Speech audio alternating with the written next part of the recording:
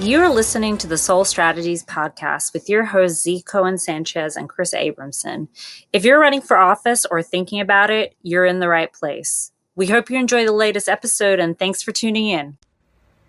Hi, Facebook. I'm super excited to get into today's topic. Like always, we're just going to wait a couple minutes just for some lag to get people on our stream.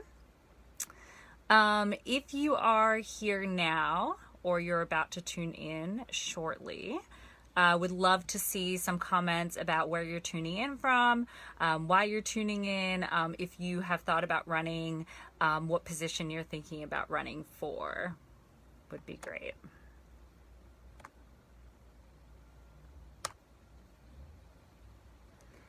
Excellent. So we'll just wait a couple more seconds before we get started.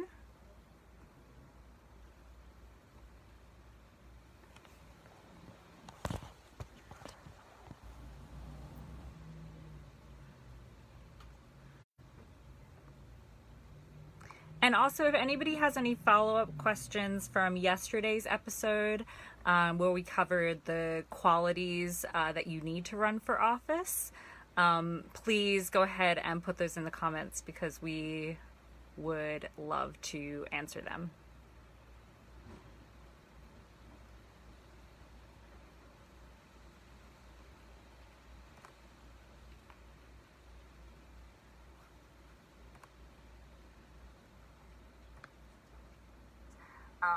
Please go ahead. Sorry about that. Awesome, guys. So we're going to go ahead and get started. So again, if you're just tuning in now, please go ahead and put in the comments where you're tuning in from. If you're thinking about running, what position you're thinking about running for, and sort of where you're at in your journey, because we love to make this an interactive process with the folks that watch us. So, first of all, to start with yesterday, we had some folks send us messages after our live yesterday. For those of you guys who didn't get a chance to tune into yesterday's episode, and please go ahead after you watch today's episode and go take a look at the playback of that. It's on Facebook and it's also on Instagram. And yesterday we essentially covered a pretty large topic. We covered what qualifies you to run for office. So we talked about the qualities of character that it takes, all those sorts of things. And we talked a little bit as well about timeline and when you want to start fundraising. So we had some follow-up questions regarding the timeline. So if the general rule of thumb that we like to go by, and everybody has a different answer for this, but what we like to go by, because we like to be safe, is that you should start fundraising at least a year before your primary election. So that gives you time, essentially, if things go wrong, which when you're in the process of learning, things are going to go wrong at first. That's just to be expected. We're all learners. It takes time to absorb information and to apply that information. And so giving yourself enough time to be able to do that is really essential. We say that if you're running in 2022, that it's really a good thing to start as soon as possible, just because there's nothing wrong with starting early, but there are a lot of issues when you start too late. So that is really what we suggest, is that you start as early as you possibly can. The faster that you start, the easier it is to, when problems do arise, which problems are going to arise when you're running a campaign, it's going to give you time to fix those issues and to get the results that you want before it's too late. So in campaigning, raise, spend. That's really what it's about. And you want to have enough time to be able to spend that money that you're raising as well, which is a really big thing. The last thing you want to do is get down to the wire in your campaign and then realize that you don't have any time to actually spend the money that you raised. That is really tragic, and we don't want anyone to have to go through that.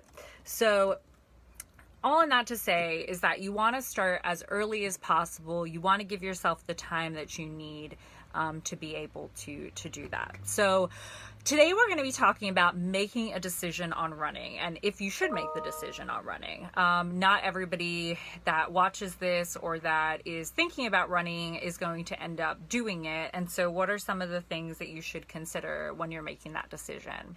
So the people that we tend to work with, as I've said before, are a lot of working class progressive candidates, people that have full-time jobs. A lot of them work 9 to 5. Some of them have multiple jobs.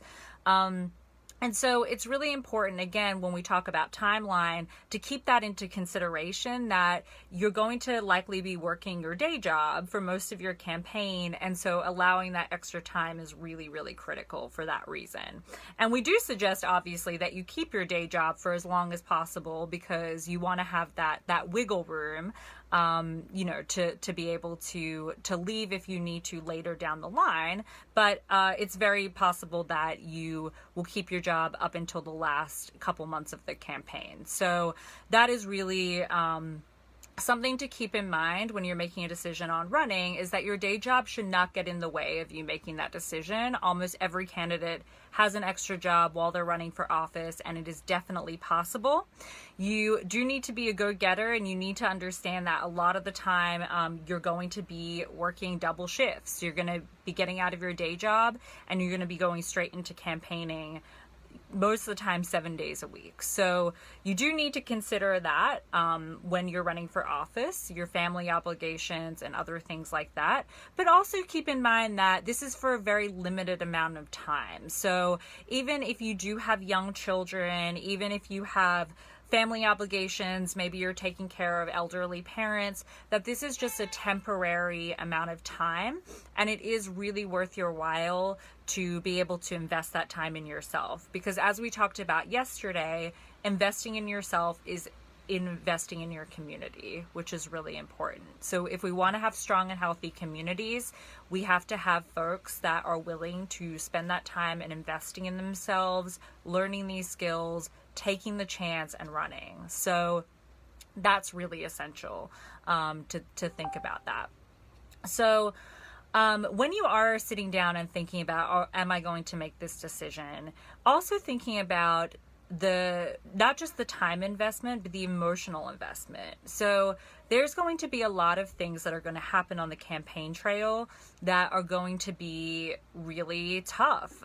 You're going to get attacked, likely, obviously not physically. Well, we hope not physically attacked, but you're going to get emotionally attacked. You're going to get attacked by your opponent, especially in the last couple weeks of your campaign. So just really taking into consideration the emotional impact of that, and if that's really something that you want to do. We obviously strongly encourage you to get past that, and we have ways to help people cope emotionally with some of those things. There are different resources, different groups that help with that, but it is definitely something to take into consideration when you're making the decision, if this is a good decision for you. So we are going to be talking a lot this week about in general making a decision and the impact of that decision. So also something to think about when you're making the decision to run is really taking the time and thinking about, do I want to invest in myself? And we always say investing in yourself is the best decision that you'll ever make. These are skills that you can take throughout your entire life, not just running for office, but you do have to be aware that there is going to be some investment in yourself. And that's going to be, starting working with us. That's going to be working with other organizations that are going to be able to help you, but there is going to be an investment. And it's not a lot. We really want to appeal to working class people. So we don't want to charge people what they can't afford, what we know that they cannot afford. It is very, very reasonable, our pricing, and the organizations that we work with. We choose to work with specific organizations that also have affordable pricing, because we don't believe that working class people should be not able to be accessible. We don't believe that working people should not have access to these resources. Otherwise, there's no point in having the resources at all. So that's something to really keep in mind, is the investment. the good parts about making this investment, as I said, are these are things that you are going to be able to use throughout your entire life, not just your campaign, the skills that you're going to learn when you're fundraising, but then also thinking about the impact that this is, the positive impact that this is going to have on the community. Seeing somebody like you stepping up and running and doing it in a way that's competitive and exciting is something that people really want to see right now, especially in 2020. So this is really a moment, and this is something that we fall back on a lot, asking yourself, is this your moment to shine? And we think that it is. We think that if you're a working class person, if you're involved in your community, then this is really an opportunity for you to take this moment and make this happen. And as we've said before as well, is that you don't need to have any type of specific degree to do this. All you need to do is be an empathetic person, be a person that's involved in your community, and be a person that really cares about making a change. And when it comes to the technicality of things, when it comes to, registering for your race, when it comes to fundraising assistance, when it comes to field assistance, when it comes to research, messaging, social media, all the other things that come into a campaign, those are things that we can help you with. So you don't need to feel like, well, I don't know how to do ad targeting, so I can't run a campaign, or I've never knocked a door in my life, so I can't run a campaign. None of those things are true, and that's what we're here for. We want to make these things accessible to you. So what we want you to sit down and really think about this week and in the following weeks to come is this the right decision for me?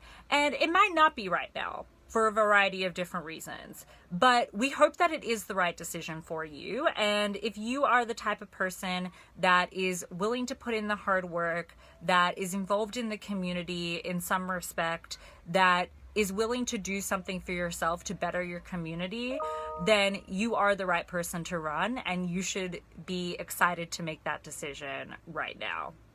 So today is going to be a shorter live because tomorrow we're going to be really digging into some more material. Hopefully we're going to have Chris tomorrow, who's our call time manager, and who's going to be talking to us more about making a decision on running, the qualities that you need, and what the next steps are. So tomorrow we're going to really talk about the next steps. So we're hoping that you've made your decision, that you really know what you want to do, that you've really thought this through, and that you're ready to take action. And the question that a lot of candidates have that come to us is, okay, I've made the decision, and what comes next? And so tomorrow we're going to be really digging into that and talking about what comes next in that decision. So if you're running right now in 2020 and things haven't worked out for you right now, we also want to just reach out to you guys as well and say it's not too late. It's very, very close to being too late.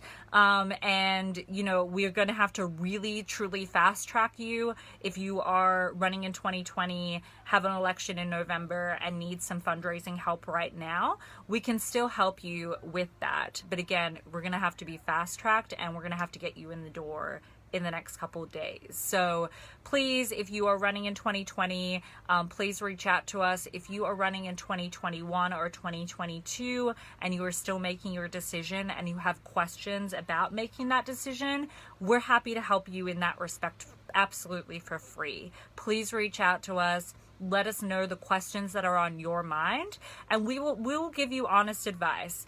As we've said, this is not for everybody, but the people that it is for, we want to deeply encourage to get moving early, because there is a very, very long road ahead for those folks, and we're really excited to be working with them. The other thing that I just want to remind you guys of while we are on live today is that if you go ahead to our website right now, we have a freebie. So if you go to sole.strategies.com and you put in your email address, you will get a free PDF checklist of the top 10 tips to raising your first $10,000.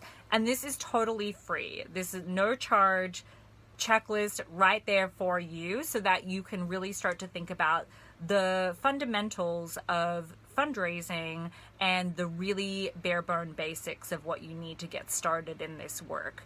And if that looks good to you, and you have questions about that checklist, please, again, reach out to us. That's what we're here for. So before I end this, just want to see if we have any questions. Again, I'm sorry that today is a shorter live. We had a long one yesterday, and we're going to have a longer one tomorrow. So wanted to keep this one short and sweet and make sure that you guys know that if you have any questions about the material we did yesterday or material that's coming up tomorrow, or any questions on just making your decision in general, that is what we're here to answer. So please send us a DM on Facebook, Instagram, or Twitter at SoleStrategies, and we will be happy to help you. Thank you guys so much, and I hope you have a wonderful Tuesday, and we will see you tomorrow.